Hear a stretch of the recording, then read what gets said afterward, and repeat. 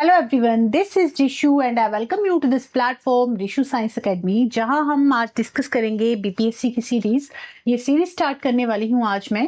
और जैसा कि आपको पता ही है कि आपकी टीचिंग की वैकेंसी निकली हुई है बीपीएससी की, एंड इसका जो एग्जाम है वो सितंबर तक होना है। तो आपके पास एनफ टाइम है अभी प्रिपरेशन करने के लिए।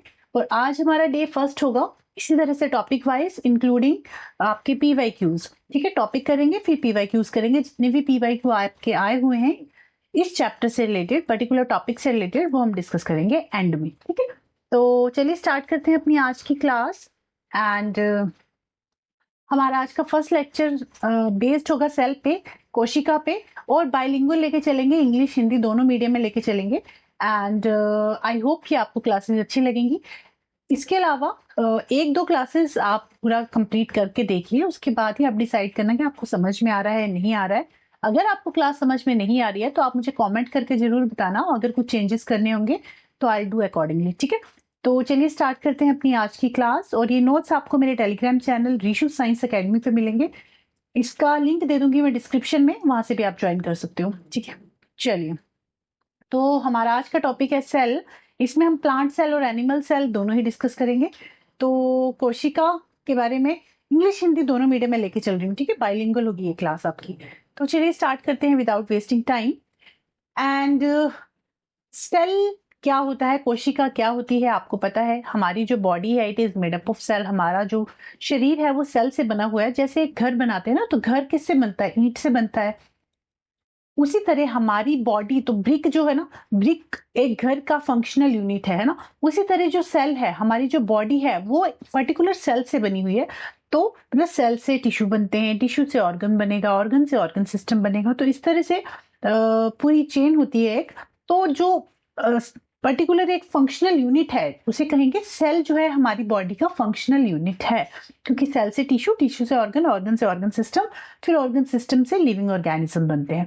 तो सेल क्या है? It is the basic structural and functional unit of life. एक कोशिका जीवन की मूल संरचनात्मक और क्रियात्मक इकाई होती है। क्लियर? ऑल लिविंग ऑर्गेनिजम्स, चाहे वो एनिमल्स हैं, प्लांट्स हैं, ह्यूमंस हैं, जितने भी लिविंग ऑर्गेनिज्म हैं, they are made up of cells. सभी जीवित जीव कोशिकाओं से बने होते हैं। ठीक है, तो सेल्स जो है ना, सेल कंबाइन करके बनाते हैं टिश्यू, टिश्यू कंबाइन करके बनाते हैं ऑर्गन, ऑर्गन कंबाइन करके ऑर्गन सिस्टम बनाएंगे, ऑर्गन सिस्टम से एक पर्टिकुलर ऑर्गेनिज्म बनेगा। तो कोशिकाएं, कोशिकाओं से उत्तक बनते हैं, उत्तक से अंग बनेगा, अंग से अंग तंत्र, और फिर उससे जीव बनता है ना। मान लीजिए हमारा कोई ऑर्गन सिस्टम है, डाइजेस्टिव सिस्टम। ठीक है, ये क्या है? Digestive system. ऐसे ही अलग अलग ऑर्गन सिस्टम है हमारी बॉडी में। डाइजेस्टिव सिस्टम है, सर्कुलेटरी सिस्टम है, रेस्पिरेटरी सिस्टम है, एक्सक्रीटरी सिस्टम है, नर्वस सिस्टम है। हर सिस्टम का एक पर्टिकुलर फंक्शन होता है ना। हर हर जितने भी ऑर्गन सिस्टम है अब उनका सबका अपना अलग अलग काम है, और ये सारे ऑर्गन सिस्टम मिलके एक ऑर्गेनिज्म बनाते हैं। तो जैसे मान लीजिए डाइजेस्टिव सिस्टम है, तो डाइजेस्टिव सिस्टम में कौन कौन से ऑर्गन है जो हेल्प करते हैं? कौन कौन से करते हैं? स्टमक करता है, माउथ भी करता है ऑफकोर्स। स्टमक करेगा, स्मॉल इंटेस्टाइन करेगा, लार्ज इंटेस्टाइन करेगा। उसके अलावा आपका गॉल ब्लैडर है वो हेल्प करता है, पेनक्रियाज हेल्प करता है, लीवर हेल्प करता है ना। तो ये सारे ऑर्गन्स क्या कर रहे हैं? डाइजेस्टिव सिस्टम में हेल्प कर रहे हैं, है ना। तो इसी तरह ये सारे जितने भी ऑर्गन हैं ये पर्टिकुलर कुछ टिश्यूज से बने हुए हैं, और वो जो टिश्यूज हैं, ग्रुप ऑफ टिश्यूज किससे बना है? सेल से। That's why we can say कि सेल जो है structural and functional unit of life है। क्लियर हो गया आपको इतना? ठीक है, चलिए। अब है सेल से रिलेटेड कुछ डिस्कवरीज हैं जो आपके पेपर में पूछी जाती हैं कि किसने कौन सी डिस्कवरी की थी, कौन से सन में की थी, तो वो आपको पता होनी चाहिए। तो एक और पॉइंट आपको याद रखना है कि सेल की जो स्टडी है, study of cell is called cytology. Cell की स्टडी के बारे में, मतलब सेल की स्टडी को साइटोलॉजी कहते हैं। सेल की स्टडी को क्या कहते हैं? साइटोलॉजी। कोशिका की स्टडी को साइटोलॉजी कहते हैं। तो सबसे पहले सेल किसने डिस्कवर किया था? तो रॉबर्ट हुक ने सबसे पहले सेल डिस्कवर किया था इन 1665 में। उन्होंने एक कॉर्क में, लकड़ी का कॉर्क होता है ना जो पहले के टाइम में बोटल्स के ऊपर लगाते थे, तो उस कॉर्क में उन्होंने सेल को फाइंड आउट किया था। बट वो डेड सेल्स थे, वो लिविंग सेल्स नहीं थे, वो डेड सेल्स थे।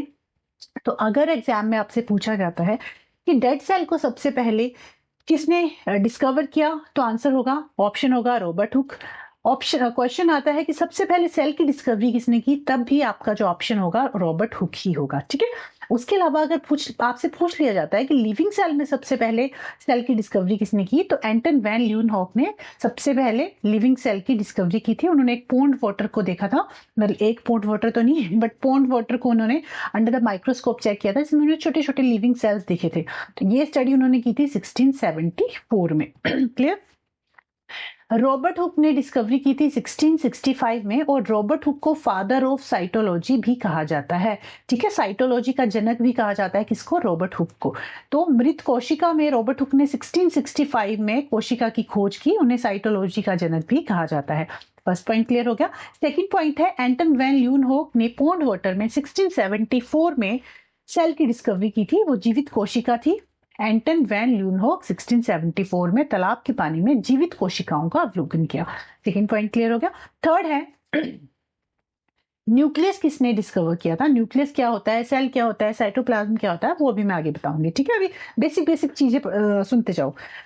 रॉबर्ट ब्राउन ने न्यूक्लियस की डिस्कवरी किसने की थी, तो रॉबर्ट ब्राउन ने न्यूक्लियस की डिस्कवरी की थी इन 1831। और न्यूक्लियस में हमारा जेनेटिक मटेरियल प्रेजेंट होता है, जो हमें कैरेक्टर्स हमारे पेरेंट्स से मिलते हैं ना, तो वो कहाँ प्रेजेंट होता है, न्यूक्लियस में। न्यूक्लियस में क्या होता है, डीएनए प्रेजेंट होता है, ठीक है। तो 1831 में रॉबर्ट ब्राउन ने न्यूक्लियस की खोज की। उसके बाद सेल थ्योरी के बारे में हमने पढ़ा है। सेल थ्योरी किसने दी है, तो सेल थ्योरी शेल्डन और श्वान ने 1838 और 1839 में सेल थ्योरी को प्रपोज किया था। दो साइंटिस्ट थे, शेल्डन और श्वान। उसके बाद फिर एक और साइंटिस्ट आए थे, उन्होंने अपनी अलग स्टेटमेंट दी थी, वो भी आगे बताऊंगी। बट शेल्डन और श्वान ने सेल थ्योरी की खोज की थी, मतलब प्रपोज किया था सेल थ्योरी को 1838 और 1839 में, ठीक है। उन्होंने कोशिका का सिद्धांत प्रस्तुत किया। उसके अलावा पुरकिंजे ने क्या किया था, प्रोटोप्लाज्म की खोज की इन 1839, ठीक है। पुरकिंजे ने 1839 में क्या किया था, प्रोटोप्लाज्म की खोज की थी, ठीक है। और प्रोटोप्लाज्म होता क्या है, तो प्रोटोप्लाज्म क्या होता है ना, इस तरह से देखो, हमारा सेल होता है, सेल के अंदर यहाँ न्यूक्लियस प्रेजेंट है, यहाँ पे साइटोप्लाज्म प्रेजेंट होता है, जेली लाइक सब्सटेंस, ठीक है, जिसे हम साइटोप्लाज्म कहते हैं। सेल के अंदर क्या क्या प्रेजेंट होता है वो भी सारा डिस्कस करेंगे। ये साइटोप्लाज्म है, और ये जो सेंटर में प्रेजेंट है न्यूक्लियस, जिसमें हमारा डीएनए प्रेजेंट होता है। तो साइटोप्लाज्म और न्यूक्लियस दोनों को मिला के हम कह देते हैं प्रोटोप्लाज्म। तो प्रोटोप्लाज्म क्या है, साइटोप्लाज्म प्लस न्यूक्लियस दोनों को कह रहे हैं प्रोटोप्लाज्म। और इसकी खोज किसने की थी, पुरकिंजे ने की इन 1839 में, ठीक है। आई होप इतना आपको क्लियर हुआ होगा। सेल क्या है, structural and functional unit of life है। सेल से रिलेटेड कुछ डिस्कवरीज हमने देखी, किस साइंटिस्ट ने क्या डिस्कवर किया था, और सेल की डिस्कवरी को, सॉरी, सेल की स्टडी को साइटोलॉजी कहते हैं। क्लियर। अब सेल थ्योरी की अगर मैं बात करूं, तो शिल्डन और श्वान ने 1838 और 1839 में सेल थ्योरी को प्रपोज किया था। और उन्होंने कहा कि प्लांट्स आर, शिल्डन ने एक्चुअली कहा कि plants are made up of cells, ठीक है। पहले एक साइंटिस्ट आए शिल्डन, मैथियास शिल्डन, उन्होंने कहा कि all plants are made up of cells. उसके बाद दूसरे साइंटिस्ट आए थियोडर श्वान, उन्होंने कहा all animals are made up of cells, जितने भी एनिमल्स हैं वो सारे सेल्स से बने हुए हैं। उसके बाद एक और साइंटिस्ट आए रुडोल्फ वर्चो, उन्होंने 1855 में कहा, उन्होंने एक और लाइन ऐड की इस थ्योरी में, एक और पॉइंट ऐड किया। उन्होंने कहा कि जितने भी सेल बनते हैं it comes from pre existing sales, मतलब वो सेल डिवीजन से ही न्यू सेल बन रहे, जितने भी नया सेल बन रहा है, जितने भी नए सेल बन रहे हैं वो कैसे बन रहे हैं, प्री एग्जिस्टिंग सेल से बन रहे हैं। उन्होंने ये थर्ड स्टेटमेंट दी। तो तीन पोस्टुलेट्स हैं सेल थ्योरी के, कि all plants are, all living organisms are actually made up of cells, सभी जीवित जीव सेल से बने होते हैं। सेकंड पोस्टुलेट है, the cell is the basic unit of structure and function in living organism. Cell जो है जीवित जीवों में बनावट और काम की एक बेसिक यूनिट है। थर्ड स्टेटमेंट है कि all cell arise from pre existing cells. तो ये तीन पोस्टुलेट्स हैं सेल थ्योरी के, काफी इंपॉर्टेंट है, आपको याद रखनी है, ठीक है। तो तीन साइंटिस्ट, मतलब सबसे पहले सेल थ्योरी शिल्डन और श्वान ने की। उसके बाद एक और साइंटिस्ट आए रुडोल्फ वर्चो, उन्होंने एक और स्टेटमेंट दी कि जितने भी सेल हैं वो प्री एग्जिस्टिंग सेल से बन रही हैं, ठीक है। तो ये तीन स्टेटमेंट्स होगी सेल थ्योरी की। तीन पोस्टुलेट्स, पोस्टुलेट्स क्या होते हैं, एक्चुअली स्टेटमेंट ही होती है, ठीक है। चलिए अब देखते हैं यूनिसेलुलर और मल्टीसेलुलर ऑर्गेनिजम्स क्या होते हैं। तो यूनिसेलुलर मतलब ऐसा ऑर्गेनिज्म जो सिर्फ एक सेल से बना है उसे हम कहेंगे यूनिसेलुलर। फॉर एग्जांपल कुछ बैक्टीरिया है, पैरामीशियम है, अमीबा है, क्लेमाइडोमोनास है, ये कैसे हैं, इनकी बॉडी यूनिसेलुलर है, ठीक है, they are unicellular organism, bacteria, paramecium, amoeba and chlamydomonas. उसके अलावा अगर मैं मल्टी सेलुलर ऑर्गेनिज्म की बात करूं तो मल्टी सेलुलर ऑर्गेनिज्म का मतलब है कि उनकी बॉडी मल्टीपल सेल से बनी है। फॉर एग्जाम्पल अगर ह्यूमन बींग्स की बात करें तो हमारी बॉडी भी मल्टीपल सेल से बनी है, that's why we are multi cellular organism, ठीक है। तो इसके कुछ एग्जाम्पल है octopus and petromyzon. Human, animal, हम सब क्या है, मल्टी सेलुलर ऑर्गेनिज्म है, प्लांट्स ऑल्सो, क्लियर। तो मेन डिफरेंस क्या है यूनिसेलुलर और मल्टी सेलुलर में, ये हिंदी मीडियम में भी दिया हुआ है, टेंशन नहीं लेनी है, ठीक है। यूनिसेलुलर जो ऑर्गेनिज्म है they are composed of single cell, एक सेल से मिलके बने हैं। Multi cellular organisms are composed of more than one cell, और you can say multiple cell से हमारी बॉडी बनी हुई है। सिंपल बॉडी ऑर्गेनाइजेशन की जो बॉडी है काफी सिंपल होती है क्योंकि एक ही सेल है इनके पास। हमारी बॉडी जो है कॉम्प्लेक्स बॉडी ऑर्गेनाइजेशन होता है, डिफरेंट डिफरेंट सेल्स हैं, टिश्यूज हैं, ऑर्गन है, ऑर्गन सिस्टम है, तो हमारा जो बॉडी सिस्टम है that is complex body system, clear. Third point है a single cell carries out all necessary life process. एक सिंगल सेल ही सभी नेसेसरी लाइफ प्रोसेसेस करता है। कौन कौन सी लाइफ प्रोसेस है जो नेसेसरी है हमारे जीने के लिए? रेस्पिरेटरी सिस्टम हो गया, एक्सक्रीटरी सिस्टम हो गया, डाइजेस्टिव सिस्टम हो गया। तो जितनी भी चीजें हैं इनकी बॉडी में सिर्फ एक सिंगल सेल ही परफॉर्म कर रहा है ये सारे फंक्शंस को। Multiple cell perform different function, जैसे हमारी बॉडी में हर चीज के लिए, एक्सक्रीशन के लिए अलग ऑर्गन सिस्टम है, रेस्पिरेशन के लिए अलग ऑर्गन सिस्टम है, सर्कुलेटरी सिस्टम के लिए अलग है, डाइजेस्टिव सिस्टम के लिए अलग है। तो डिफरेंट डिफरेंट फंक्शन जो है डिफरेंट डिफरेंट सेल्स और टिश्यू मिलकर करते हैं। The total cell body is expose to the environment. सारी उनकी जो बॉडी है totally they are expose to sunlight. But हमारी जो मल्टी सेलुलर ऑर्गेनिज्म है हमारा सिर्फ आउटर सेल जो आउटर बॉडी है it is expose to environment. उसके अलावा जितने भी हमारे इंटरनल ऑर्गन सिस्टम्स है वो सारे अंदर है, वो बाहर नहीं है, उनको हम इंटरनली नहीं देख सकते है ना। उसके अलावा division level is at organelle level, मतलब इनका जो डिवीजन है सेल का ऑर्गेनल लेवल का है। और जो मल्टी सेलुलर ऑर्गेनिज्म है उनकी बॉडी में सेल्स है, टिश्यूज हैं, ऑर्गन है, ऑर्गन सिस्टम है, तो काफी सारी कॉम्प्लेक्स चीजें हैं हमारी बॉडी में। और जो यूनिसेलुलर ऑर्गेनिज्म है उनकी बॉडी में सिर्फ ऑर्गेनल्स प्रेजेंट है, वो भी कुछ लिमिटेड ऑर्गेनल्स हैं जो उनके बॉडी के प्रॉपर फंक्शनिंग में उनकी हेल्प करते हैं। यूनिसेलुलर ऑर्गेनिज्म यूकैरियोटिक भी होते हैं एंड प्रोकैरियोटिक भी होते हैं। अब ये यूकैरियोट्स और प्रोकैरियोट्स क्या है वो भी आगे डिस्कस करेंगे, ठीक है। It includes only eukaryotes. जो मल्टी सेलुलर ऑर्गेनिजम्स हैं ये सिर्फ यूकैरियोट्स ही होते हैं। अच्छा क्या डिफरेंस है थोड़ा सा बता देती हूँ। यूकैरियोट्स और प्रोकैरियोट्स में, यूकैरियोट्स होते हैं जिनके पास ट्रू न्यूक्लियस प्रेजेंट होता है, जिनकी बॉडी में, जिनके सेल में ट्रू न्यूक्लियस जो है दैट इज प्रेजेंट, उसे कहेंगे यूकैरियोटिक। एंड प्रोकैरियोट्स होते हैं उनके पास न्यूक्लियस एब्सेंट होता है, न्यूक्लियस एब्सेंट होता है। तो फिर उनका जेनेटिक मटेरियल डीएनए कहाँ प्रेजेंट होता है? उनका जेनेटिक मटेरियल ओपनली प्रेजेंट होता है उनके न्यूक्लियोइड रीजन में, वो अभी आगे डिस्कस करेंगे, ठीक है। बट यूकैरियोटिक के पास ट्रू न्यूक्लियस है, प्रोकैरियोट के पास न्यूक्लियस नहीं होता। और जो यूनिसेलुलर ऑर्गेनिजम्स है, कुछ यूनिसेलुलर ऑर्गेनिज्म ऐसे होंगे जो यूकैरियोट्स है, कुछ ऐसे होंगे जो प्रोकैरियोट्स भी हैं। बट मल्टी सेलुलर ऑर्गेनिज्म जो है वो यूकैरियोट्स होते हैं। उसके अलावा life span of unicellular organism is usually short, काफी कम लाइफ स्पैन होता है, जल्दी ही इनकी डेथ हो जाती है। मल्टी सेलुलर ऑर्गेनिज्म जो है कंपैरेटिवली लॉन्गर लाइफ स्पैन का, ये काफी टाइम तक जीते हैं। उसके अलावा injury to the cell leads to death of the organism. अगर इनके सेल को इंजरी होगी, चोट लगी, तो जो ऑर्गेनिज्म है उसकी डेथ हो जाएगी। In case of multicellular, injury to cell does not cause the death of the multicellular organism. ऐसा नहीं कि हमें चोट लगी, थोड़ी सी खरोंच लगी तो हमारी डेथ हो जाएगी, ऐसा नहीं होता मल्टीसेलुलर में, ठीक है। Cell differentiation is absent. Cell differentiation absent है मतलब इनके पास कोई प्रॉपर ना टिश्यू है, ना ऑर्गन है, ना ऑर्गन सिस्टम है, इनकी सेल को हम डिफ्रेंशिएट नहीं कर सकते, जबकि हमारी बॉडी जो मल्टी सेलुलर ऑर्गेनिज्म की बॉडी है उनमें हम सेल को डिफ्रेंशिएट करते हैं, डिफरेंट डिफरेंट पार्ट्स हैं, डिफरेंट डिफरेंट ऑर्गन्स हैं, ऑर्गन सिस्टम है, ठीक है। तो हमारी जो बॉडी है उसमें सेल डिफ्रेंशिएशन जो है प्रेजेंट होता है, ठीक है। तो this is all about unicellular and multi cellular organism. उसके अलावा हिंदी मीडियम में भी ये दिया हुआ है, सेम ही चीज है, जो इंग्लिश में है वही हिंदी में है, कि एक कोशीय जीव एक ही कोशिका से बने होते हैं और ये मल्टीपल अधिक कोशिकाओं से बने होते हैं। बहुकोशिकीय जीव एक से अधिक कोशिका से बने होते हैं। शरीर शारीरिक संरचना होती है, जटिल शारीरिक संरचना होती है, कॉम्प्लेक्स ऑर्गन सिस्टम है हमारी बॉडी में। एक ही कोशिका सभी आवश्यक जीवित जैविक क्रियाएं करती है, मतलब एक ही सेल रिस्पॉन्सिबल होता है सभी लाइफ प्रोसेस के लिए। और मल्टी सेलुलर में क्या है, बहुकोशिकीय में क्या है, अलग अलग कोशिकाएं अलग अलग अपना कार्य करती हैं। संपूर्ण कोशिका शरीर वातावरण के संपर्क में रहता है, केवल बाहरी कोशिकाएं ही वातावरण के संपर्क में रहती हैं। श्रम विभाजन अंग स्तर पर होता है। श्रम विभाजन कोशिका, उत्तक, अंग और अंग स्तर पर होता है, मतलब इनका जो डिफरेंशिएशन, इनके पास सिर्फ ऑर्गेनल्स प्रेजेंट है, बट इन केस ऑफ बहुकोशिकीय जीव हमारे पास कोशिकाएं हैं, उत्तक हैं, अंग तंत्र है, ठीक है। उसके अलावा यूकेरियोट्स और प्रोकैरियोट्स दोनों शामिल हैं इसमें एक कोशिकीय जीव में। बहुकोशिकीय जीव में केवल यूकेरियोटिक शामिल होते हैं।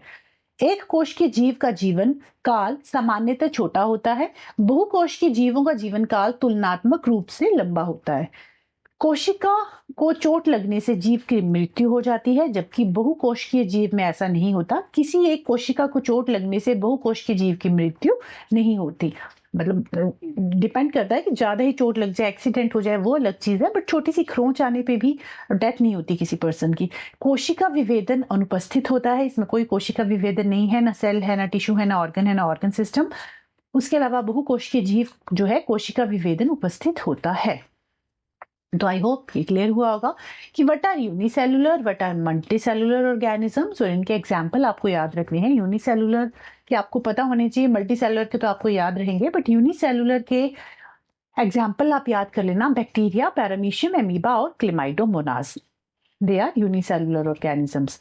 नेक्स्ट है, अभी हमने देखा कि जो यूनिसेलुलर ऑर्गेनिज्म है वो प्रोकैरियोटिक भी हैं, उनमें कुछ ऑर्गेनिज्म प्रोकैरियोटिक होंगे, कुछ यूकैरियोटिक होंगे, जबकि multi cellular organism always eukaryotes होते हैं। तो what is the difference between prokaryotes and eukaryotes? तो जैसे कि मैंने अभी आपको बताया, यूकैरियोट्स होते हैं जिनके पास ट्रू न्यूक्लियस प्रेजेंट है, बट प्रोकैरियोट्स के पास न्यूक्लियस प्रेजेंट नहीं होता। देखो पहले यूकैरियोटिक देखो, ये यूकैरियोटिक का सेल है, यहाँ पे सेंटर में इनका न्यूक्लियस प्रेजेंट है, ठीक है, यहाँ पे ये न्यूक्लियस प्रेजेंट है। न्यूक्लियस के अंदर हमारा जेनेटिक मटेरियल डीएनए प्रेजेंट होता है, बट अगर आप प्रोकैरियोट्स के केस में देखोगे ना, तो यहाँ पे न्यूक्लियस प्रेजेंट नहीं है। इनका जो जेनेटिक मटेरियल, ये जो डीएनए है, ये कहाँ प्रेजेंट है? न्यूक्लियोइड रीजन में प्रेजेंट होता है। इनका जो जेनेटिक मटेरियल है, जो डीएनए है, ये न्यूक्लियोइड रीजन में प्रेजेंट होता है। उसके अलावा कुछ चीजें कॉमन होती हैं, जैसे साइटोप्लाज्म प्रोकैरियोट्स में भी है, यूकैरियोट्स में भी है। राइबोसोम प्रोकैरियोट्स में भी है, यूकैरियोट्स में भी है। प्रोकैरियोट्स के पास सेल ऑर्गेनेल्स के नाम पे सिर्फ राइबोसोम ही होता है। उसके अलावा अगर मैं यूकैरियोट्स की बात करूं, तो इनके पास काफी सारी सेल ऑर्गेनेल्स होती हैं। गोल्जी एपरेटस है, एंडोप्लाज्मिक रेटिकुलम है, माइटोकॉन्ड्रिया है, लाइसोसोम्स है। इन सभी के फंक्शंस हम आगे डिस्कस करेंगे इन डिटेल कि किसका क्या फंक्शन होता है, पेपर में पूछ लिया जाता है ये भी, ठीक है। उसके अलावा प्रोकैरियोट्स के पास इस तरह से टेल लाइक स्ट्रक्चर होता है, जिसे फ्लैजिला कहते हैं। एंड इसकी जो बाहर की मेम्ब्रेन है, दिस इज प्लाज्मा मेम्ब्रेन। जो आउटर मेम्ब्रेन है, इसे सेल मेम्ब्रेन या प्लाज्मा मेम्ब्रेन कहते हैं, ठीक है। तो इस तरह से हमारा प्रोकैरियोट्स है। साइटोप्लाज्म प्रेजेंट होगा प्रोकैरियोट्स में भी, यूकैरियोट्स में भी। प्रोकैरियोट्स में काफी सारी सेल ऑर्गेनल्स प्रेजेंट है, जैसे गोल्जी एपरेटस हो गया, endoplasmic reticulum, mitochondria, lysosome. But prokaryotes के केस में सिर्फ राइबोसोम्स प्रेजेंट है, जो कि प्रोटीन सिंथेसिस में हेल्प करते हैं उनकी। और इनके पास सेल वॉल है, प्लाज्मा मेम्ब्रेन है, न्यूक्लियोइड है, ये जो हेयर लाइक स्ट्रक्चर है, इसे पाइलस कहते हैं। तो आई होप डिफरेंस आपको क्लियर हुआ होगा। थोड़ा सा इन डिटेल आगे डिस्कस करेंगे। जो प्रोकैरियोट्स हैं उनके पास सेल कोई ऑर्गेनल्स प्रेजेंट नहीं होती, उनके पास ऑर्गेनल्स नहीं है, जैसे माइटोकॉन्ड्रिया नहीं है, गोल्जी एपरेटस नहीं है, एंडोप्लाज्मिक रेटिकुलम नहीं है। उनके पास सिर्फ राइबोसोम है, जो प्रोटीन सिंथेसिस में उनकी हेल्प कर रहे हैं। इनके पास कोई ट्रू न्यूक्लियस प्रेजेंट नहीं होता है। यूनिसेलुलर होते हैं जो प्रोकैरियोटिक हैं। यूनिसेलुलर और मल्टी सेलुलर दोनों ही होते हैं।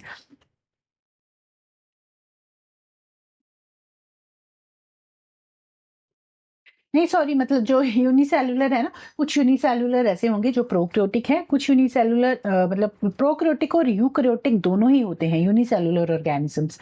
ठीक है, उसके अलावा 0.1 से 5 माइक्रोमीटर तक इनकी जो साइज है वो होता है। सेल वॉल होता है इनके पास, और ये एसेक्सुअल रिप्रोडक्शन के थ्रू रिप्रोड्यूस करते हैं। अब ये जो सेंटर में चीजें हैं, ये ऐसी चीजें हैं जो कॉमन है प्रोकैरियोट्स में भी और यूकैरियोट्स में भी। तो राइबोसोम दोनों के पास है, सेल मेम्ब्रेन दोनों के पास है, डीएनए दोनों के पास है, साइटोप्लाज्म दोनों के पास है।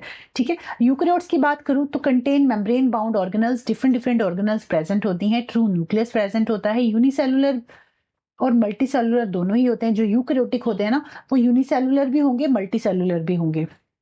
ठीक है, एंड उसके अलावा 10 से 100 माइक्रोमीटर इनका साइज होता है। ए सेक्सुअल और सेक्सुअल दोनों तरीकों से ये रिप्रोड्यूस कर सकते हैं। जबकि जो प्रोकैरियोट्स हैं वो क्या होंगे, ए सेक्सुअल रिप्रोडक्शन के थ्रू रिप्रोड्यूस करेंगे, और वो यूनिसेलुलर ऑर्गेनिजम्स होते हैं। क्लियर?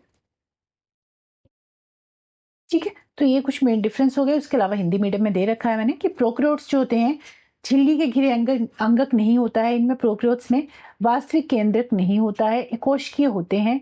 इनका जो आकार है 0.1 से 5 माइक्रोमीटर होता है। कोशिका भित्ति होती है, आलैंगिक जनन होता है, सेक्सुअल रिप्रोडक्शन होता है। यूकैरियोटिक की बात करूं तो झिल्ली से घिरे अंगक होते हैं, वास्तविक केंद्रक होता है, एक कोशिकीय और बहुकोशिकीय दोनों हो सकते हैं। 10 से 100 माइक्रोमीटर इनका साइज होता है। लैंगिक और अलैंगिक दोनों प्रकार का जनन होता है, दोनों तरीकों से रिप्रोड्यूस कर सकते हैं। अब इन दोनों में क्या चीजें कॉमन है, तो राइबोसोम्स कॉमन है, कोशिका झिल्ली होती है, डीएनए होता है, और साइटोप्लाज्म होता है जिसे कोशिका द्रव्य कहते हैं। ठीक है, तो ये हिंदी में हो गया।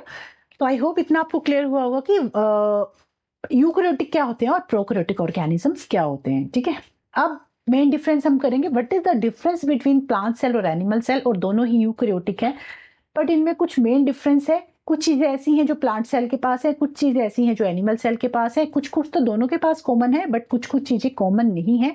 क्या चीज कॉमन नहीं है दोनों में, वो डिस्कस करेंगे भी। ठीक है, तो अगर मैं प्लांट सेल की बात करूं, देखो मैं थोड़ा सा आपको ड्रॉ करके बताती हूँ, फिर डायग्राम पे आते हैं। ठीक है, एक मिनट, दूसरी स्लाइड लेती हूँ, प्लेन वाली।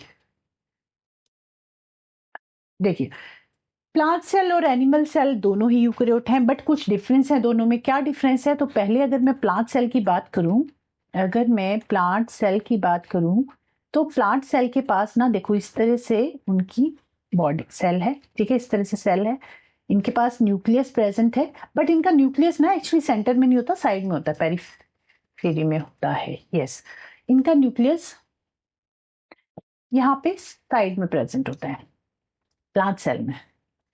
एनिमल सेल की बात करूं तो एनिमल सेल में ये हमारा सेल है, शेप पे मत जाना, ये हो गया न्यूक्लियस। सेंटर में क्या प्रेजेंट है, न्यूक्लियस प्रेजेंट है। ये जो बाहर की मेम्ब्रेन है इसे कहेंगे सेल मेम्ब्रेन, या फिर इसको प्लाज्मा मेम्ब्रेन भी कहते हैं। सेल मेम्ब्रेन, प्लाज्मा मेम्ब्रेन दोनों ही कॉमन चीजें हैं। सेल मेम्ब्रेन प्लांट सेल के पास भी है, एनिमल सेल के पास भी है सेल मेम्ब्रेन। और ये हो गया न्यूक्लियस जो कि साइड में प्रेजेंट होता है, बीच में प्रेजेंट नहीं होता, क्योंकि बीच में इनका वैक्यूल प्रेजेंट होता है। इस तरह से यहाँ पे वैक्यूल प्रेजेंट होता है, और इनके पास छोटे छोटे वैक्यूल्स होते हैं, काफी सारे न्यूमरस होते हैं, बट छोटे साइज के होते हैं वैक्यूल। और प्लांट सेल के पास सिर्फ एक वैक्यूल होगा, काफी बड़े साइज का होता है। उसके अलावा सेल मेम्ब्रेन हो गया, कॉमन है, सेल मेम्ब्रेन यहाँ भी कॉमन है, न्यूक्लियस दोनों के पास है। इसका वैक्यूल काफी बड़ा है, सेंटर में है, इसका वैक्यूल छोटे छोटे हैं और काफी सारे हैं।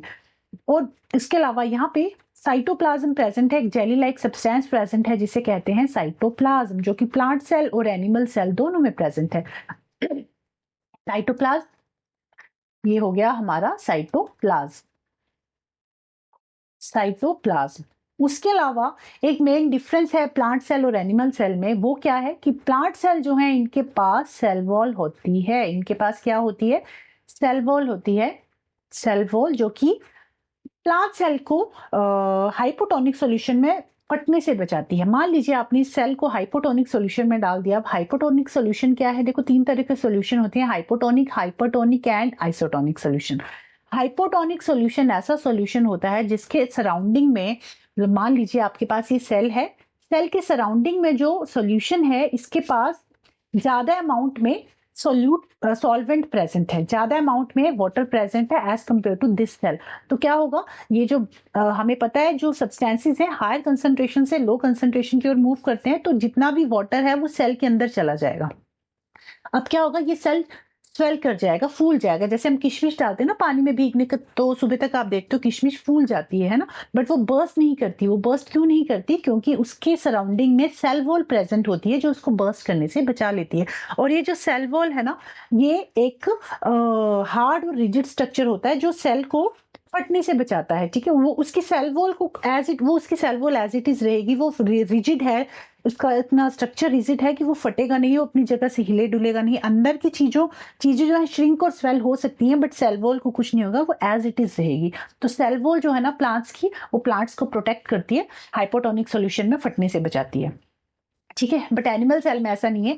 एनिमल सेल में मान लीजिए हमारा रेड ब्लड सेल है, इसके अंदर ज्यादा अगर सोल्यूशन एंटर कर गया तो ये बर्स्ट कर जाएगा और इसके अंदर जितनी भी ऑर्गेनल्स हैं वो निकल के बाहर आ जाएंगी। बट प्लांट सेल में ऐसा नहीं होता because of this cell wall. Clear. तो प्लांट सेल में सेल वॉल प्रेजेंट होती है, एनिमल सेल में सेल वॉल नहीं होती, सेल वॉल एब्सेंट होती है। ये एक कॉमन पॉइंट है, दोनों का मेन डिफरेंस है। उसके अलावा अच्छा, ये तो हाइपोटोनिक सॉल्यूशन की मैंने बात की थी। अब तीनों सॉल्यूशन बता देती हूँ एक बार। हाइपोटोनिक सॉल्यूशन में क्या होता है, सेल के अंदर तो काफी सारा सॉल्वेंट है, बट बाहर जो है सॉल्वेंट का अमाउंट कम है। तो अब क्या होगा, सेल के अंदर से पानी सारा बाहर निकल जाएगा और सेल क्या कर जाएगा, श्रिंक कर जाएगा, ठीक है। उसके अलावा एक और केस होता है जिसे कहते हैं आइसोटोनिक सॉल्यूशन। आइसोटोनिक सॉल्यूशन में क्या होगा, जो हमारा सेल है उसमें जितना सॉल्वेंट है सराउंडिंग में भी उतना ही सॉल्वेंट प्रेजेंट है, तो इक्वल पानी बाहर आएगा, इक्वली अंदर जाएगा। इसमें जो सॉल्यूशन है दैट्स व्हाई इसको कहते हैं आइसोटोनिक सॉल्यूशन। क्लियर। इसमें ना सेल ना स्वेल करेगा ना श्रिंक करेगा, वो एज इट इज ही रहेगा, ठीक है। So this is the difference between hypotonic and isotonic solution, ये आपको पता होना चाहिए। चलिए अब मेन डिफरेंस पे आते हैं प्लांट सेल और एनिमल सेल के। तो सेल वॉल इसमें होती है, एनिमल सेल में नहीं होती। उसके अलावा एनिमल सेल में जितनी भी ऑर्गेनल्स हैं, लाइक एंडोप्लाज्मिक रेटिकुलम हो गया, ईआर हो गया, गोल्जी बॉडी हो गई, मैं इसी तरह बना रही हूँ अभी तो जी बी लिख देती हूँ, गोल्जी बॉडी, वो यहाँ भी प्रेजेंट है एनिमल सेल के पास भी और प्लांट सेल के पास भी प्रेजेंट है। Endoplasmic reticulum, Golgi body, mitochondria. Mitochondria is also called power house of the cell, mitochondria, तो इसे power house of the cell भी कहते हैं, ठीक है। उसके अलावा साइटोप्लाज्म हो गया, न्यूक्लियस हो गया।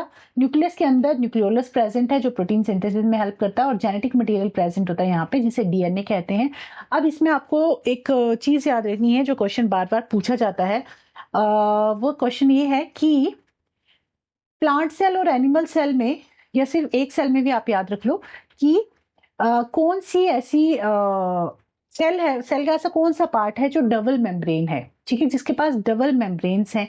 तो पीएमएन से आप याद रखोगे, एक तो प्लाज्मा में पीएमएन प्लास्टिड, माइटोकॉन्ड्रिया और न्यूक्लियस, ये इनके पास डीएनए प्रेजेंट होता है। पीएमएन, एक तो आप डीएनए का क्वेश्चन आता है कि किसके पास खुद का डीएनए है, तो पीएमएन से याद रखोगे आप, पी से प्लास्टिड, एम से माइटोकॉन्ड्रिया, एन से न्यूक्लियस, तीनों के पास अपना डीएनए प्रेजेंट होता है। उसके अलावा अगर मैं मेम्ब्रेन की बात करूं कि किसके पास डबल मेम्ब्रेन है, तो इन तीनों की जो मेम्ब्रेन है ना वो डबल लेयर मेम्ब्रेन है, मतलब 2 लेयर्स हैं इनकी मेम्ब्रेन में। न्यूक्लियस के पास भी डबल मेम्ब्रेन है, न्यूक्लियर मेम्ब्रेन से वो इनक्लोज्ड है। जो हमारा माइटोकॉन्ड्रिया है, माइटोकॉन्ड्रिया के पास भी डबल लेयर है, और प्लास्टिड्स जो है, प्लास्टिड भी डबल लेयर हैं। तो ये 2 क्वेश्चन आपको याद रखने हैं, एक तो मेम्ब्रेन का और दूसरा आपका डीएनए का, कि किसके पास खुद का डीएनए होता है। तो जो पीएमएन से याद रखना है, पी से प्लास्टिड, एम से माइटोकॉन्ड्रिया, एन से न्यूक्लियस, इन तीनों के पास ही डबल लेयर मेम्ब्रेन है और अपना डीएनए प्रेजेंट होता है। ये अपने नोट्स में कहीं पे लिख लीजिए, इससे क्वेश्चन बनता है, ठीक है। उसके अलावा ये चीज तो होगी किसके पास खुद का डीएनए है और किसकी डबल मेम्ब्रेन है, किसकी सिंगल मेम्ब्रेन है, किसके पास मेम्ब्रेन नहीं है, वो भी अभी आगे बताऊंगी, ठीक है। तो ये हो गए हमारे कुछ ऑर्गेनल्स, ठीक है। हमारा सबसे पहले सेल है, सेल की सेल मेम्ब्रेन है, जो कि दोनों के पास प्रेजेंट है। सेल वॉल सिर्फ प्लांट सेल के पास है, एनिमल सेल के पास नहीं है। प्लांट सेल के पास एक बड़ा सा वैक्यूल होता है जो स्टोरेज में हेल्प करता है। उसके अलावा एनिमल के सेल के पास छोटे छोटे वैक्यूल्स होते हैं, न्यूमरस होते हैं बट छोटे छोटे होते हैं। और उसके अलावा न्यूक्लियस तो दोनों के पास प्रेजेंट है। इसका न्यूक्लियस एनिमल सेल का सेंटर में है और प्लांट सेल का न्यूक्लियस सराउंड कॉर्नर पे प्रेजेंट होता है। और बाकी जो सेल ऑर्गेनलीज हैं, किस सेल ऑर्गेनल का क्या क्या काम है वो एक बार मैं आपको बता देती हूँ, ठीक है। चलो देखिए, सबसे पहले अगर मैं सेल मेम्ब्रेन की बात करूं, ठीक है, तो सेल मेम्ब्रेन क्या करती है। सेल मेम्ब्रेन जो है ना, सेमी परमिएबल मेम्ब्रेन कहते हैं इसको। क्यों कहते हैं सेमी परमिएबल मेम्ब्रेन? कौन सी चीज सेल से बाहर जाएगी, कौन सी चीज सेल के अंदर आएगी, वो ये कौन कंट्रोल करेगा? ये हमारी प्लाज्मा मेम्ब्रेन कंट्रोल करेगी, जिसे सेल मेम्ब्रेन भी कहते हैं, ठीक है। अब सेल मेम्ब्रेन में जो ट्रांसपोर्टेशन होती है वो दो तरह की होती है। एक होती है एक्टिव ट्रांसपोर्ट, एक होता है पैसिव ट्रांसपोर्ट। यहां लिख देती हूँ। किसकी बात कर रहे हैं हम? अभी हम बात कर रहे हैं सेल मेम्ब्रेन की, सेल मेम्ब्रेन की, ठीक है। तो सेल में ये हिंदी मीडियम में भी है, अभी आगे डिस्कस करूंगी दोनों के बारे में। अभी थोड़ा सा वैसे ही आपको बता रही हूँ। एक्टिव ट्रांसपोर्ट होता है और पैसिव ट्रांसपोर्टेशन होगा। पैसिव ट्रांसपोर्टेशन, ठीक है। सेल मेम्ब्रेन जो है ये सेमी परमिएबल मेम्ब्रेन है। कौन सी चीज अंदर आएगी, कौन सी चीज सेल के बाहर जाएगी, ये कौन अलाउ करेगा? ये हमारी सेल मेम्ब्रेन अलाउ करेगी। अब सेल मेम्ब्रेन में जो ट्रांसपोर्टेशन होती है वो दो तरह की होती है। एक होती है एक्टिव ट्रांसपोर्टेशन, एक होती है पैसिव ट्रांसपोर्टेशन।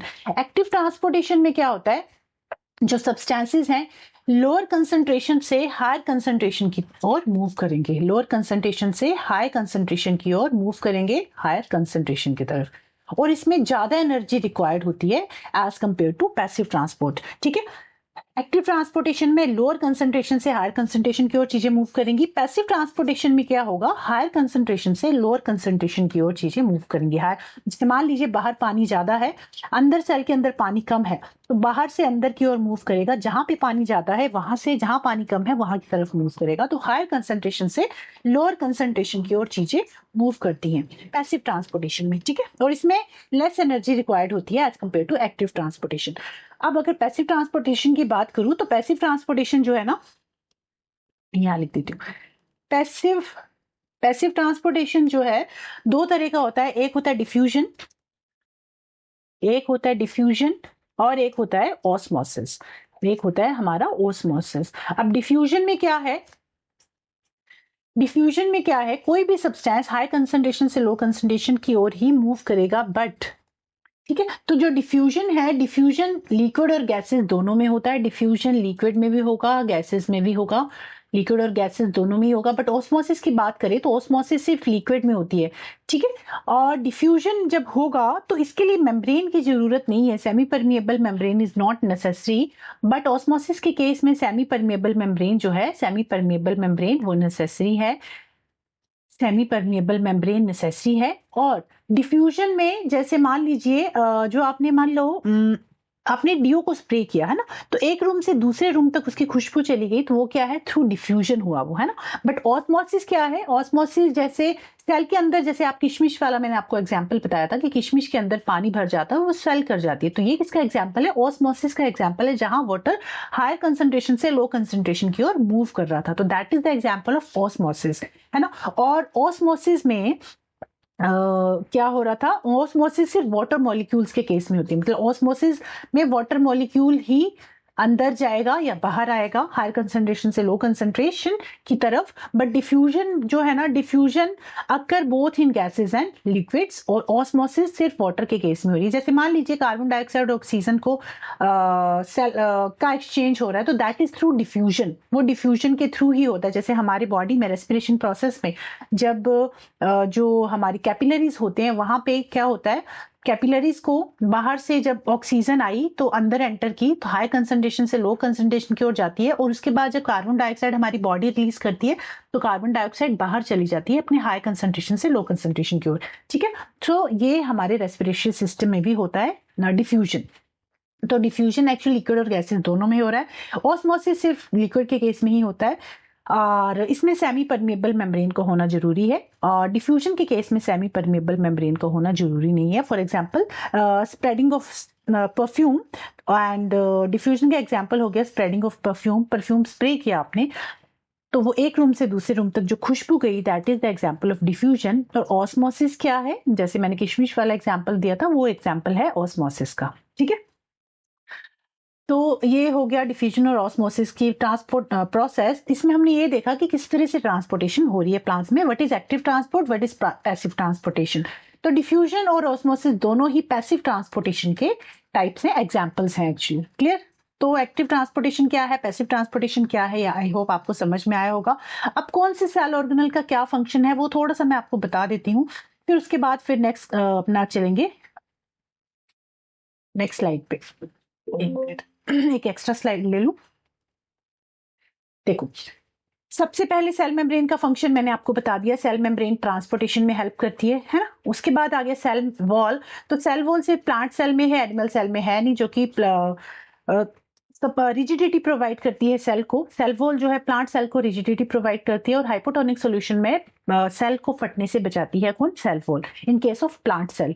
उसके अलावा साइटोप्लाज्म जो है एक जेली लाइक सब्सटेंस है, साइटोप्लाज्म, जिसमें cytosol plus some organelles present हैं। और जो ग्लाइकोलिसिस की प्रोसेस होती है ना हमारी, वो साइटोप्लाज्म में ही होती है। ठीक है, उसके अलावा कौन कौन सी सेल ऑर्गेनल्स प्रेजेंट है हमारे सेल में, वो डिस्कस कर लेते हैं। उनका फंक्शन क्या है, हर सेल ऑर्गेनल का एक डिफरेंट फंक्शन है, तो वो क्या है। तो cell organelles, first cell organelle अगर मैं बात करूं आपके एंडोप्लाज्मिक रेटिकुलम के। ठीक है, तो एंडोप्लाज्मिक रेटिकुलम दो टाइप का होता है, एक होता है स्मूथ एंडोप्लाज्मिक रेटिकुलम, एक होता है रफ एंडोप्लाज्मिक रेटिकुलम। ये सारी चीजें आगे नोट्स में लिखी हुई हैं, अभी जस्ट मैं आपको एक आइडिया दे रही हूँ, आपको समझा रही हूँ कि क्या क्या चीजें हम अभी देखेंगे। ठीक है, थोड़ा सा समझा देती हूँ फिर नोट्स पे चलते हैं। तो एंडोप्लाज्मिक रेटिकुलम हमारी सेल ऑर्गेनली है, जो दो टाइप की है, स्मूथ और रफ एंडोप्लाज्मिक रेटिकुलम। जो स्मूथ एंडोप्लाज्मिक रेटिकुलम है ये क्या करता है, लिपिड सिंथेसिस में हेल्प करता है, लिपिड सिंथेसिस में। रफ एंडोप्लाज्मिक रेटिकुलम क्या करती है, प्रोटीन सिंथेसिस में हेल्प करती है। तो यहाँ पे लिपिड और प्रोटीन को सिंथेसाइज किया एंडोप्लाज्मिक रेटिकुलम में, फिर वो क्या करेगी, उसको पैक करेगी, और पैक करके उसको ट्रांसपोर्ट कर देगी किसके पास, गोल्जी अपरेटस के पास, गोल्जी अपरेटस के पास। अब गोल्जी अपरेटस जो है, जैसे एक पोस्ट ऑफिस का काम होता है, वैसे ही गोल्जी अपरेटस का काम है। गोल्जी अपरेटस क्या करेगा, जहां पे जिस साइट पे प्रोटीन और लिपिड की जरूरत है वहां पे उनको पहुंचाएगा, ट्रांसपोर्टेशन में हेल्प करेगा, इन दोनों को ट्रांसपोर्ट कर देगा, पैकेजिंग करके ट्रांसपोर्ट करेगा जिस साइट पे जहां पे लिपिड और प्रोटीन चाहिए हमारी बॉडी को। उसके अलावा एक और काम करता है गोल्जी अपरेटस, लाइसोसोम्स फॉर्मेशन में हेल्प करता है। और लाइसोसोम्स क्या होते हैं, lysosomes is also called suicidal bag. अगर कोई सेल हमारा पुराना हो जाता है तो उसको बर्स्ट करने में कौन हेल्प करता है, लाइसोसोम, उसको बर्स्ट कर देता है with the help of some digestive enzymes. ठीक है, तो लाइसोसोम्स भी कहाँ फॉर्म हो रहे हैं, गोल्जी अपरेटस में। उसके अलावा नेक्स्ट ऑर्गेनल की अगर मैं बात करूं, दो ऑर्गेनल्स हमारे हो गए, तीन हो गए actually, endoplasmic reticulum, Golgi apparatus और लाइसोसोम। उसके अलावा फोर्थ माइटोकॉन्ड्रिया की अगर मैं बात करूं, तो mitochondria is called power house of the cell, है ना। Why it is called power house of the cell, because जो रेस्पिरेशन की प्रोसेस है वो यही माइटोकॉन्ड्रिया में ही होती है, जहां पे एटीपी रिलीज होता है, कहाँ होगा, माइटोकॉन्ड्रिया में। तो रेस्पिरेशन की जो प्रोसेस है वो माइटोकॉन्ड्रिया में हो रही है। एंड उसके अलावा जो सेंट्रोसोम्स हैं, सेंट्रोसोम्स ये एनिमल सेल में प्रेजेंट होते हैं, बट प्लांट सेल में एब्सेंट होते हैं। कौन सी चीज प्लांट सेल में एब्सेंट है, कौन सी चीज एनिमल सेल में एब्सेंट है, वो आगे अभी बताऊंगी, एक टेबल बना हुआ है उसके थ्रू आपको पता चल जाएगा। सेंट्रोसोम सिर्फ एनिमल सेल में होंगे, और ये सेल डिवीजन में हेल्प करते हैं, कहाँ हेल्प करते हैं, सेल डिवीजन में। क्लियर?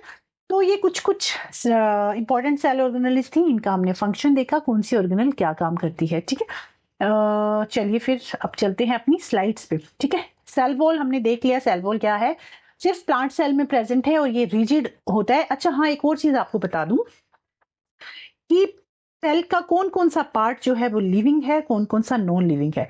तो अगर मैं बात करूं सेल वॉल की, तो सेल वॉल जो है ना नॉन लिविंग पार्ट होता है। नॉन लिविंग पार्ट, पहले लिविंग पार्ट की बात कर लेती हूँ, कौन कौन सा पार्ट लिविंग है अगर सेल की बात करें तो।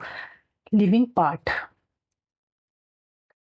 तो हमारी जो सेल मेम्ब्रेन है, सेल मेम्ब्रेन हमारा लिविंग होता है। लिविंग पार्ट कौन कौन सा है, cell membrane, cell membrane living part है।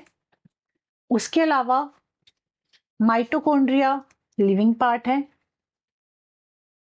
माइटोकॉन्ड्रिया लिविंग पार्ट है, नहीं माइटोकॉन्ड्रिया नहीं, साइटोप्लाज्म लिविंग पार्ट है, सॉरी, साइटोप्लाज्म लिविंग पार्ट है।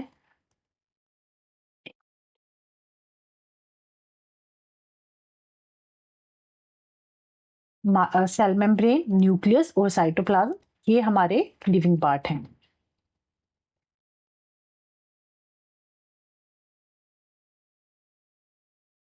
चलो, सेल मेम्ब्रेन लिविंग पार्ट है। उसके अलावा साइटोप्लाज्म, सेल मेम्ब्रेन के अंदर जैसे ही जाओगे एक फ्लूइड लाइक सब्सटेंस प्रेजेंट है जिसे कहते हैं साइटोप्लाज्म। साइटोप्लाज्म भी क्या है, लिविंग पार्ट है।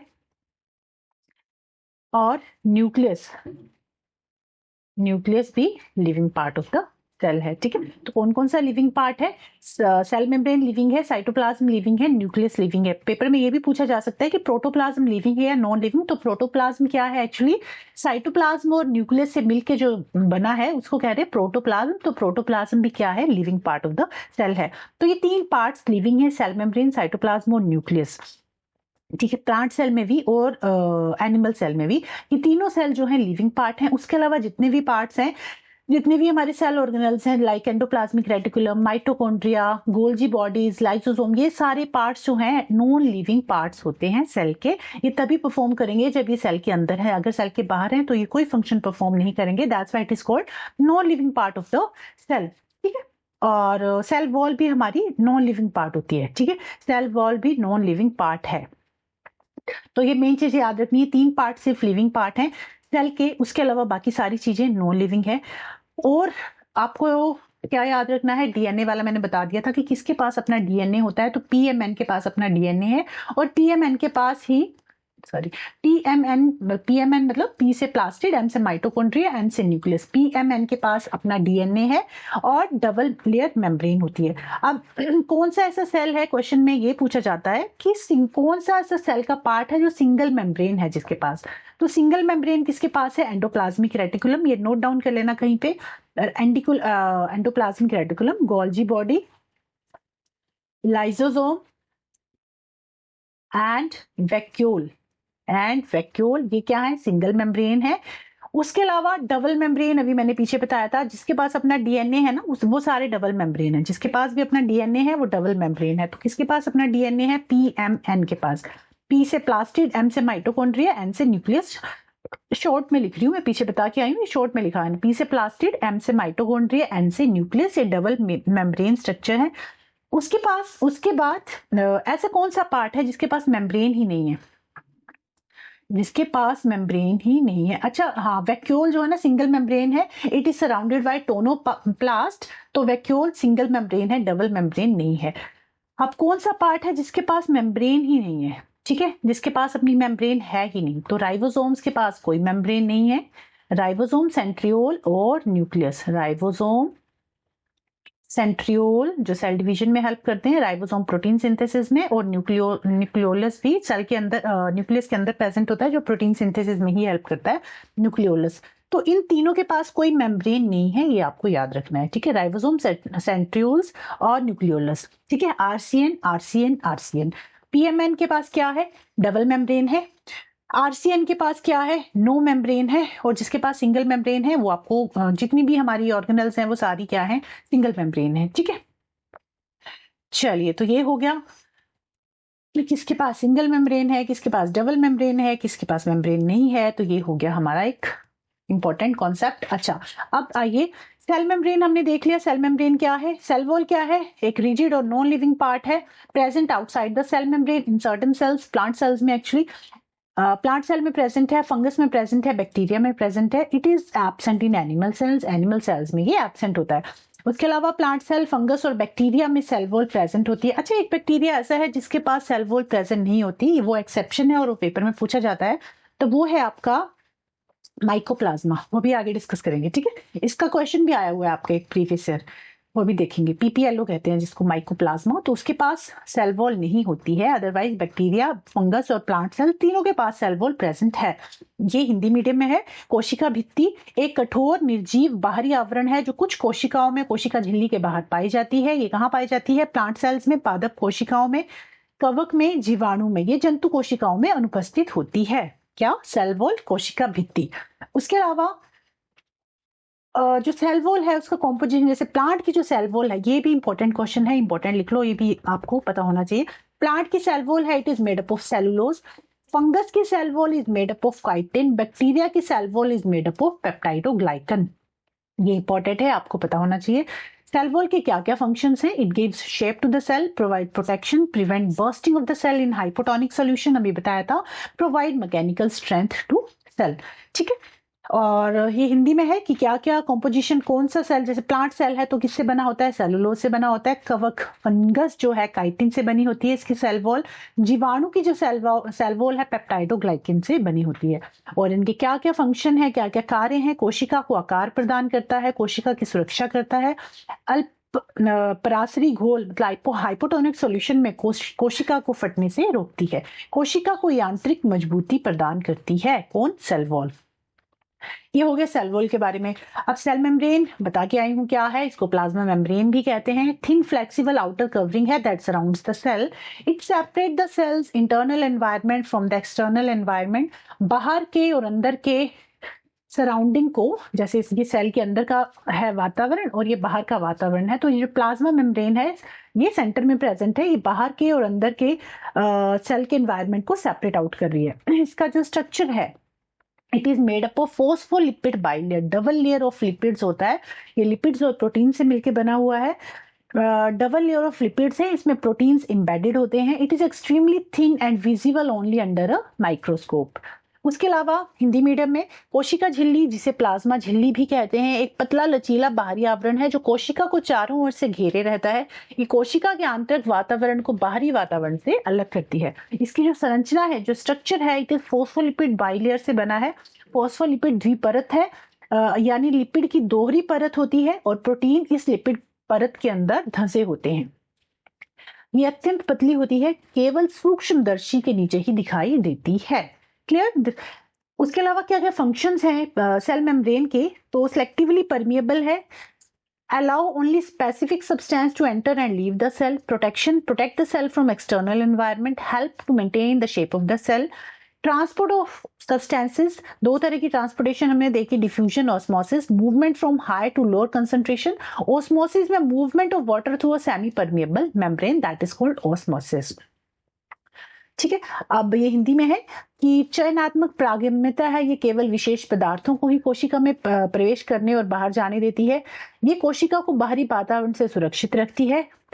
ये कोशिका का आकार बनाए रखने में सहायता करती है, विशेषकर जंतु कोशिकाओं में। और ट्रांसपोर्टेशन ऑफ सब्सटेंसेस की बात करूं तो इसमें विसरण और परासरण होता है। विसरण अधिक सांद्रता से कम सांद्रता की ओर गति करता है। जो ओस्मोसिस है, जो प्रासरण है, अर्ध पारगम्य झिल्ली से होकर जल की गति होती है, मतलब सेमी परमिएबल मेम्ब्रेन से होते हुए वाटर जाएगा, बट डिफ्यूजन में सेमी परमिएबल का कोई रोल नहीं है। क्लियर? तो सेल वॉल क्या है, सेल मेम्ब्रेन क्या है, आपको समझ में आया होगा। नेक्स्ट है साइटोप्लाज्म, जो कि जेली लाइक सब्सटेंस है जो सेल के अंदर प्रेजेंट होता है। जैसे ये मेम्ब्रेन है, कहाँ गया मेरा पेन, ये हमारी सेल मेम्ब्रेन है। तो सेल मेम्ब्रेन के अंदर यहाँ पे न्यूक्लियस होगा और यहाँ पे साइटोप्लाज्म प्रेजेंट है। तो cytoplasm is a jelly like semi fluid substance present between the cell membrane and the nucleus. ये सेल मेम्ब्रेन है और ये न्यूक्लियस है, ये न्यूक्लियस है। तो सेल मेम्ब्रेन और न्यूक्लियस के अंदर जो फ्लूइड है, this is called cytoplasm and it is made up of cytosol, मतलब दो चीजें प्रेजेंट है, साइटोसोल जो जेली लाइक सब्सटेंस है, plus cell organelles. Cell organelles दोनों से मिलकर क्या बना है? Cytoplasm. Present in all living cells, both prokaryotic and eukaryotic. Cytoplasm includes cytosol and cell organelles. It is living in nature. Many reactions like glycolysis occur in cytoplasm. Next है कोशिका द्रव्य, एक जेली जैसा अर्ध तरल पदार्थ है जो कोशिका झिल्ली और केंद्रक के बीच में पाया जाता है। ये सभी जीवित कोशिकाओं में पाया जाता है, प्रोकैरियोटिक और यूकैरियोटिक दोनों प्रकार की कोशिकाओं में। कोशिका द्रव्य में साइटोसोल प्लस कोशिका अंगक शामिल होते हैं। ये प्रकृति में जीवित होता है। कोशिका द्रव्य ग्लाइकोलिसिस जैसी अनेक रासायनिक अभिक्रियाएं होती हैं। ठीक है, ये सारी चीजें मैं आपको समझा के आई हूँ, क्या सेल वॉल है, क्या सेल मेम्ब्रेन है, और उसके अलावा साइटोप्लाज्म क्या है। अब सेल ऑर्गेनल्स और सेल ऑर्गेनल्स के फंक्शन ऑलरेडी मैं डिफाइन करके आई हूँ पीछे। अब कौन सी ऑर्गेनल्स कहाँ प्रेजेंट है, कहाँ एब्सेंट है, वो यहाँ पे आप चार्ट में दिया हुआ है, इसके थ्रू आप इजिली देख सकते हो। देखिए, अच्छा, प्लांट सेल और एनिमल सेल का मैंने आई थिंक आपको डायग्राम नहीं दिखाया था, है ना? नहीं दिखाया, हाँ ये देखिए, प्लांट सेल और एनिमल सेल के बारे में अगर मैं बात करूं तो सेल वॉल होता है प्लांट सेल के पास, लार्ज सेंट्रल वैक्यूल प्रेजेंट होता है, क्लोरोप्लास्ट प्रेजेंट होता है, सेंट्रोसोम लैक होता है और लाइसोसोम्स भी नहीं होते, सेंट्रोसोम और लाइसोसोम नहीं होते, ये तीन चीजें प्लांट सेल में होती हैं। क्लियर? ये देखो इस तरह से प्लांट सेल है, ये बाहर की जो मेम्ब्रेन है सेल वॉल है, सेल मेम्ब्रेन है, उसके बाहर सेल वॉल है, और बाकी ये सारे जो हमारे ऑर्गेनल्स ये प्रेजेंट है। ये देखो इस तरह से वैक्यूल काफी बड़े साइज का प्रेजेंट है, और यहाँ पे कॉर्नर पे जो न्यूक्लियस है वो प्रेजेंट है। ठीक है, तो ये देखो ये जिसको रेड कलर से मार्क किया हुआ है ना, सेंटर वैक्यूल और सेल वॉल, ये सिर्फ प्लांट सेल में ही प्रेजेंट है, और ये लार्ज वैक्यूल, ये भी बड़ा सा वैक्यूल प्रेजेंट होता है प्लांट सेल में। ठीक है, अब एनिमल सेल में आओ, नो सेल वॉल, ये इंपॉर्टेंट पॉइंट्स है जो यहाँ पे लिखे हुए हैं पॉइंट्स में। सेल वॉल नहीं होती, न्यूमरस स्मॉल वैक्यूल्स होते हैं, क्लोरोप्लास्ट नहीं होता है, सेंट्रियोल्स और सेंट्रोसोम तो होते हैं, और लाइसोसोम्स भी होते हैं। तो इसमें भी तीन चीजें हैं जो नहीं है, इसमें तीन चीजें हैं, मतलब जो चीज यहाँ है ना वो चीज यहाँ नहीं है। ठीक है, और ये दो चीजें ऐसी हैं जो एनिमल प्लांट सेल के पास नहीं है, बट ये एनिमल सेल के पास है। तो ये मेन डिफरेंस है, आपको पता होना चाहिए। ये सेंट्रोसोम और लाइसोसोम एनिमल सेल के पास है, सेंट्रोसोम और लाइसोसोम प्लांट सेल के पास नहीं है। ठीक है, तो ये कुछ इंपॉर्टेंट पॉइंट्स है।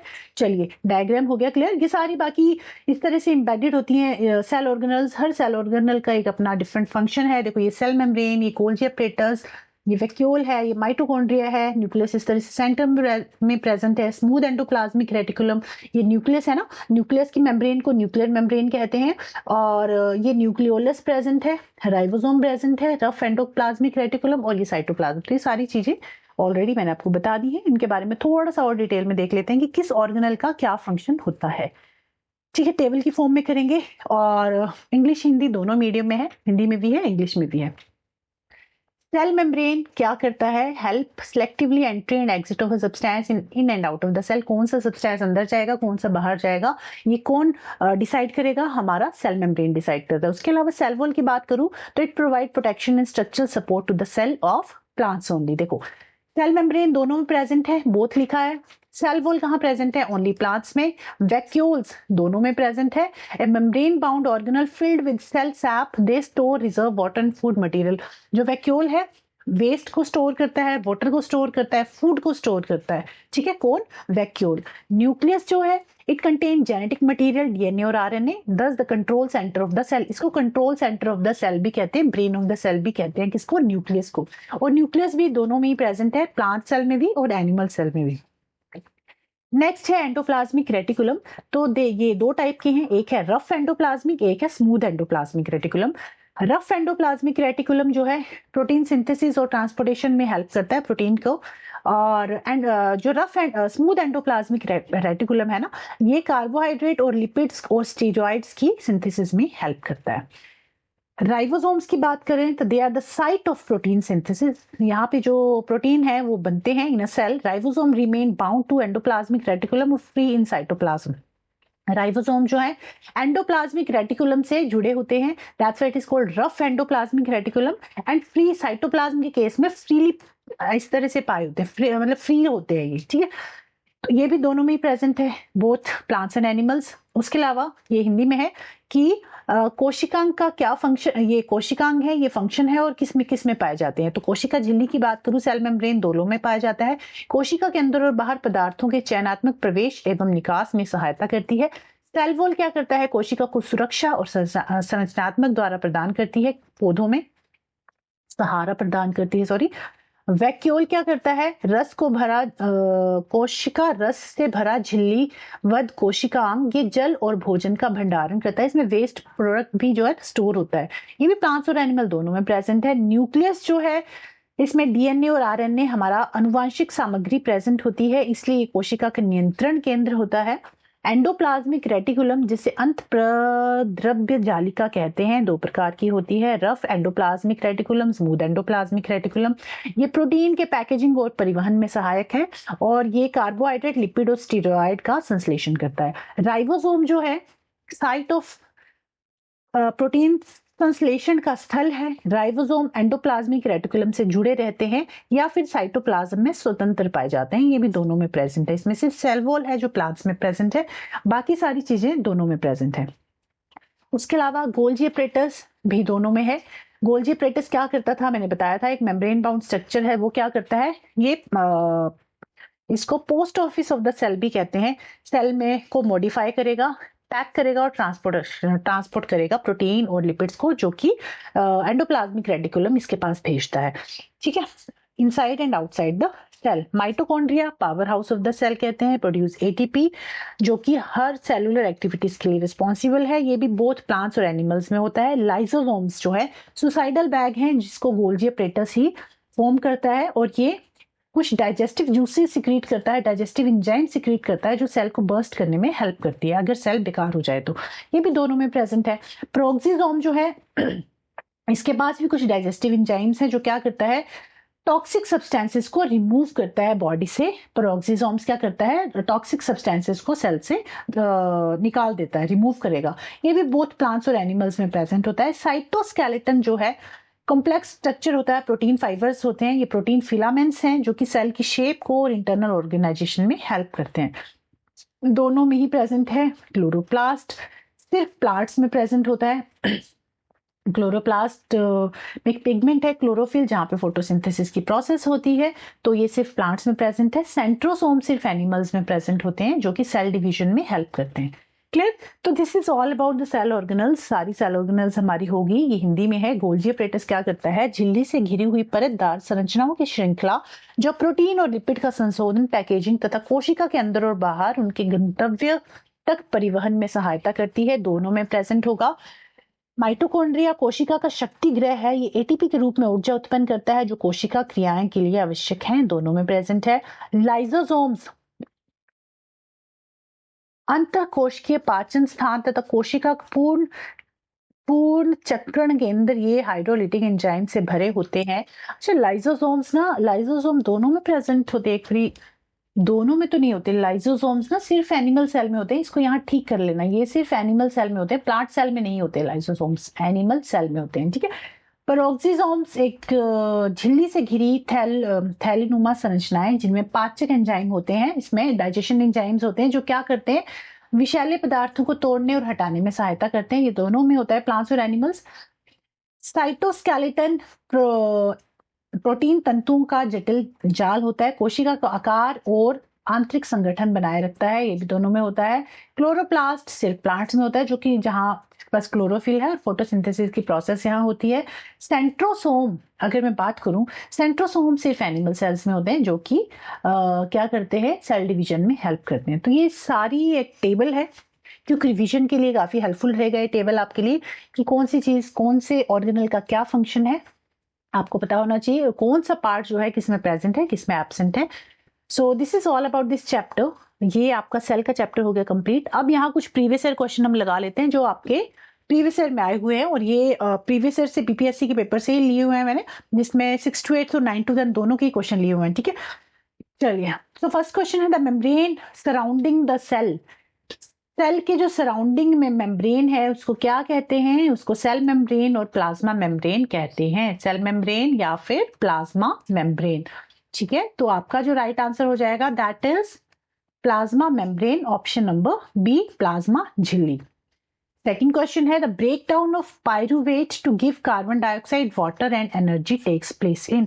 जो पायरुवेट है वो ब्रेकडाउन होके, पायरुवेट जो है ब्रेकडाउन होके क्या देता है, carbon dioxide, water plus energy. तो this process takes place in, ये प्रोसेस कहाँ होती है, ये प्रोसेस होती है माइटोकॉन्ड्रिया के अंदर, ये होती है माइटोकॉन्ड्रिया में। एंड दिस इज एक्चुअली ये ना एरोबिक रेस्पिरेशन है। एरोबिक रेस्पिरेशन जो है कहाँ हो रही है, माइटोकॉन्ड्रिया में होती है। और एरोबिक रेस्पिरेशन में ना कार्बन डाइऑक्साइड रिलीज होता है, तो हमारी बॉडी में जो क्रैम्प्स आ जाते हैं that is because of aerobic respiration. और ये एरोबिक रेस्पिरेशन हमारे मसल सेल्स में होती है। ठीक है, मसल के कहाँ, कौन से सेल्स में, सेल्स के कौन से पार्ट में, माइटोकॉन्ड्रिया में। क्लियर? तो इसका जो राइट आंसर होगा कि pyruvate give carbon dioxide, water and energy takes place in mitochondria. Next question पे चलते हैं। नेक्स्ट क्वेश्चन है, all prokaryotes All prokaryotes have a cell wall surrounding the cell membrane except in, मैंने आपको बताया था ना कि क्वेश्चन आया हुआ है कि हमें पता है सभी प्लांट सेल्स के पास सेल वॉल है। देखो प्लांट सेल्स के पास सेल वॉल है, उसके अलावा फंगस के पास सेल वॉल है, बैक्टीरिया के पास भी सेल वॉल है।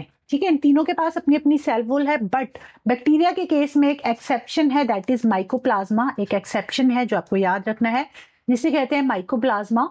Earlier it was called, mycoplasma का ना पहले का पुराना नाम है पीपीएलओ, इसको पहले कहते थे पीपीएलओ। पीपीएलओ क्या है? Pleuro pneumonia like organism. इसकी जो फुल फॉर्म है that is pleuro pneumonia like organism, like organism.